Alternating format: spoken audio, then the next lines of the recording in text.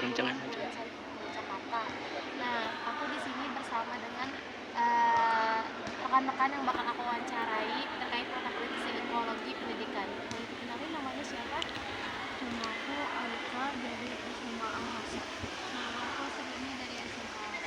Oke, sebelumnya aku mau bertanya sama kalian terkait diri kalian sendiri. Menurut kalian nih, kalian itu lebih mudah memahami pelajaran jika kalian itu membacanya tuh dengan baik, fokus benar-benar nggak ada gangguan apapun gitu. Nah, itu gimana menurut kalian? Iya, kamu juga. Aku caranya kayak gitu. Oke, terus apakah kalian itu lebih mudah memahami materi pelajaran jika mendengarkan penjelasan materi dengan baik? Oke, terus apakah kalian belajar dengan baik ketika kalian dapat menyentuh objek kerja tersebut? Maksudnya ada sebuah gambaran langsung gitu, kayak praktek istilahnya gitu. Kan ini anak IPA biasanya banyak ya praktek-praktek gitu. Nah, itu gimana? Bisa sih. Terus apakah kalian memahami pesan yang ditulis daripada pesan yang dijelaskan dengan kata-kata? Lebih dijelasin pakai kata-kata. Kalau kamu? Dua-duanya bisa. Oke, terus apakah kalian mudah memahami pesan atau tulisan yang dijelaskan dengan lisan daripada pesan yang ditulis?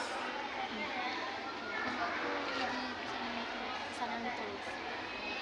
Terus apakah kalian itu lebih menikmati belajar langsung praktik di kayak misalkan di laboratorium daripada belajar di kelas? Ya. Di kelas. Kamu di lab. Terus apakah gambar-gambar kayak diagram, poster, dan wallcard sangat membantu kamu dalam mengingat dan memahami pelajaran? Aku lebih Catatan. Kamu juga sama catatan.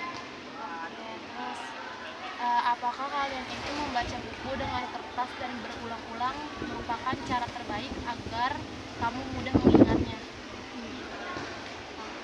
Apakah kalian lebih memahami materi pelajaran yang dijelaskan melalui demonstrasi dan alat peraga? Terus apakah kamu senang menonton TV atau membaca novel daripada mendengarkan musik atau radio? lebih suka dengan musik. Sama musik juga. Oke, terus apakah kalian itu sering mendengarkan siaran radio, musik atau karaoke daripada menonton TV? Terus apakah kalian menyenangi kegiatan yang berhubungan dengan fisik seperti olahraga contohnya? Kurang ya. Terus apakah kalian merasa mudah mengingat wajah seseorang daripada nama seseorang?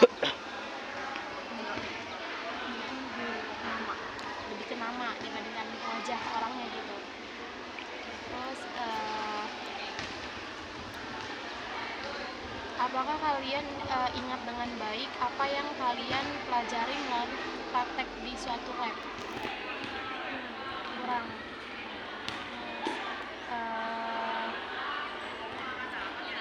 Apakah kalian lebih senang membaca buku cerita daripada mendengarkan cerita?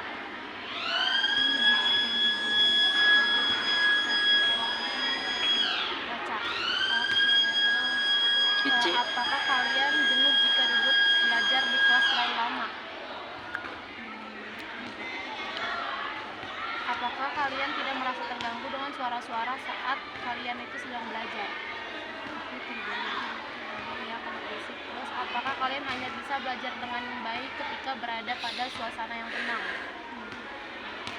Apakah kalian melakukan hal-hal seperti menutup pulpen, mengunyah permen saat proses belajar mengajar dilakukan? Kamu apakah kamu suka ngobrol dengan berhadapan secara langsung dengan lawan bicara daripada lewat telepon? Ketemu langsung tapi ya. Terus apakah kalian lebih suka berbicara lewat telepon daripada harus ketemu langsung dengan lawan bicara? Apakah kalian sangat antusias bila ikut membuat atau memperbaiki sesuatu dengan tangan kamu?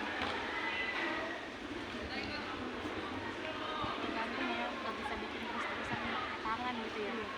Terus, apakah kalian lebih menyenangi tugas-tugas tertulis daripada harus menjelaskan dengan kata-kata? Apakah kalian mudah terganggu dengan suara ketika kalian sedang belajar? Ketika kalian mendapatkan kabar gembira dan membuat senang, kalian akan lompat ke girangan saking senangnya. Enggak, biasa aja ya. Oke, makasih banyak ya. Kesimpulannya pada pertanyaan tentang suasana belajar, interaksi, dan aktivitas fisik menunjukkan bahwa siswa belajar lebih efektif ketika lingkungan belajar mendukung. Suasana relatif tenang, serta melibatkan aktivitas langsung dan komunikasi. Dengan demikian, pembelajaran yang aktif, variatif, dan tidak monoton sangat membantu siswa dalam memahami, mengingat, dan menikmati proses belajar.